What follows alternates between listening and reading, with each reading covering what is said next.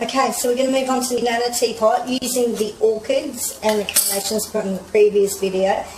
You've got about the same size foam as you're using that, we just used it on different angles, so it's basically just cram it in there.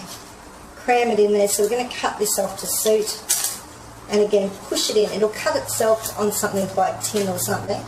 We want to chop that right up, and ideally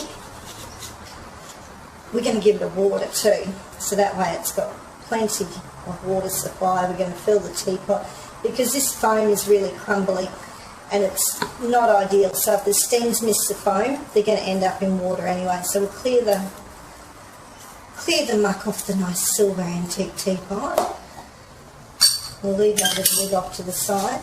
We're going to use orchids and carnations again, and not a lot of foliage. We're just going to really fill that up, and we might do one that's got both. I think I'm going to trim that down. You can see how it's protruding, and when we're keeping it nice and tight like we are, we don't want to overhang it at all. Okay. So we're just going to follow that around, give that a little trim because we've reused it. It's always good if you've got to replace your flowers every time, trim it off, because it opens the pores up in the stem. I'm sure it's not called pores, I'm sure there's a botanical name for that, but I don't know it. So this is turning out to be all carnations, but anyway. And these spray carnations are brilliant because you've got more than one bloom on the one stem. And again, if they're not quite ready to be open, just give them a little rub, and they'll open up.